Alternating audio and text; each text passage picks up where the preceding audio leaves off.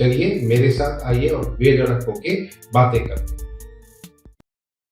अब हम बात करते हैं कोर्ट की टिप्पणियां। कोर्ट ने कहा कि जो डिफॉल्ट में है, जो एसएससी है, जिन्होंने उल्लंघन किया, वो ये नहीं मांग सकता है कि मेरा पनिशमेंट या मुझे दंड सिर्फ इस तरह का दिया जाए। मेरा सिक्योरिटी डिपॉजिट देने के बाद मुझे स्टे मिले। ये सब इनकम टैक्स डिपार्टमेंट के ऊपर छोड़ देना चाहिए और हम खुद कोर्ट होने के नाते इस पे हम दखल अंदाजी नहीं करें। जब कोर्ट खुद ऐसी बात बोलती है, तो फिर कांग्रेस का पॉइंट ही कहाँ है कि हम जो कहेंगे वो सब लोगों को मानना पड़ेगा।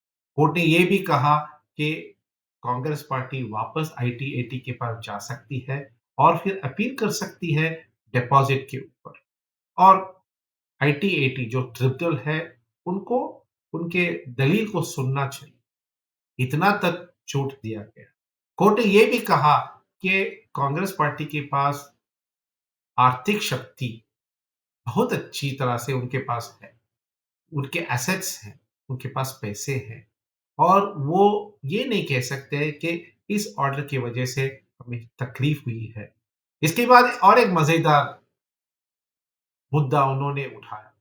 उन्होंने कहा कि जैसे हमारे खिलाफ ऑर्डर हुआ है, वैसे ही बीजेपी के ऊपर भी होना चाहिए। फिर हमने रिसर्च की, क्यों ऐसे कहते हैं? तो इन्होंने तो उल्लंघन किया था। अब बीजेपी के वेबसाइट में कुछ एड्रेस इनकम्प्लीट है, पूर्ण नहीं हुए। तो उन्होंने कहा क्योंकि वो पूर्ण नहीं हुआ है, उनको भी वही दंड मिलना चाहिए। तो मैं सोचता हूँ कि बुक्स ऑफ अकाउंट्स तो वेबसाइट नहीं हो सकता। शायद ऐसा हो कि बुक्स ऑफ अकाउंट में एड्रेस हो, पूर्ण डिटेल्स हो, तो आप ऐसे कैसे अनुमान लगाते हो कि बीजेपी ने उल्लंघन किया है?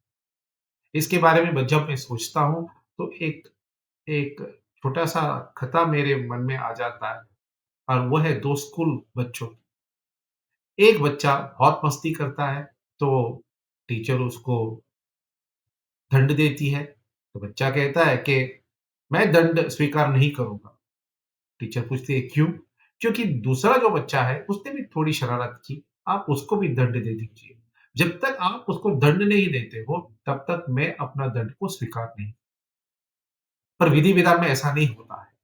विधि-विधान में हर एक जो उल्लंघन होता है या हर एक जो क्राइम होता है, उसको इंडिविजुअल नॉन कंप्लायंस माना जाता है और हर इंडिविजुअल नॉन कंप्लायंस को इंडिपेंडेंटली व्यू किया जाता है। मतलब शख्स नंबर 1 उसके नॉन कंप्लायंस अलग है, शख्स नंबर 2 की।